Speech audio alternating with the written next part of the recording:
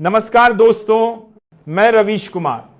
मोदी के 75 साल पूरे हुए अभी 2 दिन ही हुए हैं और दिल्ली की सियासत में तापमान अचानक बढ़ गया है।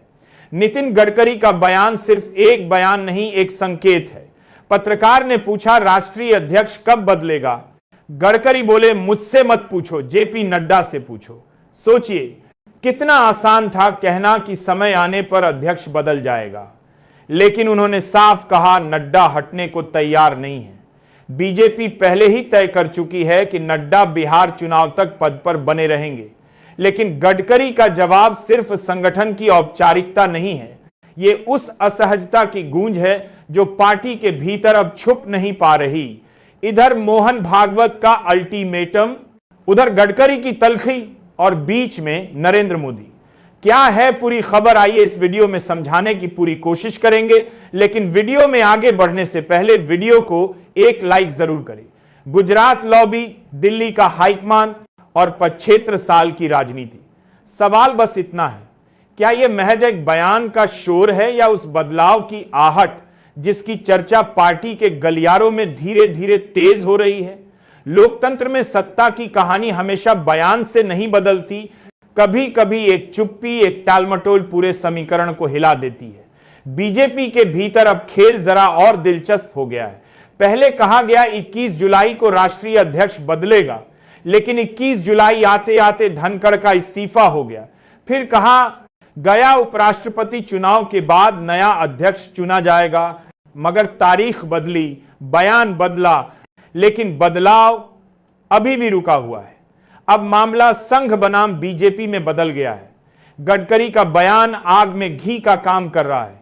इधर द वायर की रिपोर्ट, संजय जोशी का नाम राष्ट्रीय अध्यक्ष के लिए आरएसएस ने आगे बढ़ाया है। रिपोर्ट के मुताबिक मोहन भागवत ने साफ कह दिया है कि अगर नया अध्यक्ष बनेगा तो वो संजय जोशी होंगे।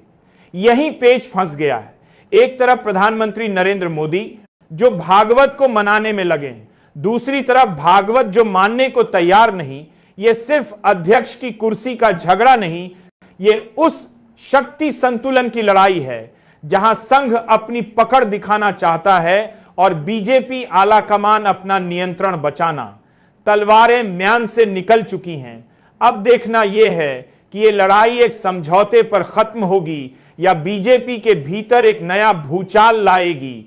लोकतंत्र में कभी कभी असली कहानी किसी बयान में नहीं, उस चुप्पी में छुपी होती है जो हर नेता की आंखों में झलकती है। अब जरा यह तस्वीर देखिए। प्रधानमंत्री Narendra Modi damage control mode में है। मोहन भागवत के जन्मदिन पर मोदी जी ने लंबा चौड़ा लेख लिखा, खुलकर प्रशंसा की, यहां तक कि लाल किले से भी आरएसएस और भागवत की तारीफों के पुल बांधे। लेकिन भागवत हैं कि मानने को तैयार नहीं। आप गूगल कीजिए, सर्च कीजिए 17 सितंबर को क्या मोहन भागवत ने प्रधानमंत्री को जन्मदिन की बधाई दी। कोई लेटर, कोई ट्वीट, कोई औपचारिक शुभकामना, कुछ नहीं, खबर तक नहीं है। राजनीति में कभी कभी बधाई का न मिलना सबसे बड़ा संदेश होता है। यह चुप्पी बहुत कुछ कह रही है। मोदी जी के लिए यह असामान्य है, क्योंकि वही मोदी जो अपने हर कदम को इवेंट में बदल देते हैं, अब भागवत को मनाने के लिए चुप्पी और लेखों का सहारा ले रहे हैं। याद कीजिए, जन्मदिन से पहले खबर थी कि मोदी गया जाएंगे, मां का पिंडदान करेंगे, लेकिन कार्यक्रम टल गया। क्यों टला? गोदी मीडिया में इतना दम नहीं कि सवाल पूछ सके। यह सिर्फ तारीखों और बधाइयों का मामला नहीं है, यह उस अदृश्य रस्साकशी का संकेत है जहां आरएसएस अपने वजूद की ताकत दिखा रहा है और प्रधानमंत्री अपनी साख बचाने की कोशिश। कहानी का सबसे दिलचस्प हिस्सा यही है जहां शब्दों से ज्यादा चुप्पी बोल रही है। देखिए, राजनीति में संकेत कई बार बयान से ज्यादा बोलते हैं। नितिन गडकरी ने पहले ही कह दिया था कि उन्हें पॉलिटिकली टारगेट किया गया। अब यह किसी से छुपा नहीं है कि उन्हें टारगेट कौन करता है और वो किसके विरोधी हैं। यहीं से कहानी दिलचस्प होती है। गडकरी ने सिर्फ इतना ही नहीं कहा, उन्होंने साफ साफ बोल दिया कि खुद को पिछड़ा बताना सिर्फ राजनीतिक स्वार्थ की राजनीति है। अब सोचिए, प्रधानमंत्री नरेंद्र मोदी बार बार खुद को पिछड़ा बताते हैं और गडकरी उसी पॉलिटिकल स्टाइल को सीधे सीधे स्वार्थ की राजनीति कह रहे हैं। यह सिर्फ बयान नहीं, एक सीधा वार है। इसी बीच मोहन भागवत प्रधानमंत्री को जन्मदिन की बधाई तक नहीं देते।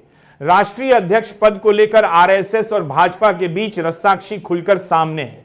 अब हालात ये हैं, एक तरफ गडकरी बनाम अमित शाह की खाई गहराती जा रही है, दूसरी तरफ भागवत बनाम मोदी की चुप्पी नई कहानियां लिख रही हैं, और ऊपर से राहुल गांधी हाइड्रोजन बम की धमकी दे चुके हैं। याद कीजिए, शिवानी ने कहा था कि 17 सितंबर को बड़ा धमाका होगा। उसके बाद से ही भाजपा की हालत और बेचैनी सबकी नजरों में है। मतलब साफ है, दिल्ली की राजनीति में अब बयान नहीं, बयान के पीछे की चुप्पी और टकराव सबसे बड़ा संदेश दे रहे हैं। चलिए, 17 सितंबर नहीं 18 सितंबर को राहुल गांधी ने प्रेस कॉन्फ्रेंस की, और इस प्रेस कॉन्फ्रेंस में राहुल गांधी ने ऐलानिया तौर पर कह दिया कि हम हाइड्रोजन बम फोड़ेंगे, लेकिन अभी नहीं, आने वाले कुछ वक्त में बड़ा खुलासा होने वाला है। फिलहाल इस खुलासे को लेकर दावा यह किया जा रहा है कि प्रधानमंत्री नरेंद्र मोदी के वाराणसी क्षेत्र को लेकर, संसदीय क्षेत्र को लेकर वोट चोरी और धांधली के सबूत सामने आने वाले हैं।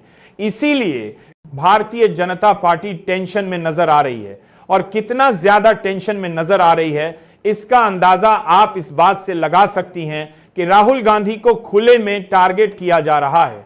राहुल गांधी ने पहले तो प्रेस कॉन्फ्रेंस की, फिर उसके बाद राहुल गांधी की तरफ से ट्वीट किया गया है। राहुल गांधी ने इस ट्वीट में लिखा है कि अब युवाओं को, स्टूडेंट्स को और जेनजीस को सामने आना चाहिए। राहुल गांधी ने जैसे ही ट्वीट किया कि लोकतंत्र को बचाने के लिए अब जनता को सामने आना चाहिए, भारतीय जनता पार्टी कहने लगी कि यह तो नेपाल जैसे हालात भारत में करना चाहते हैं।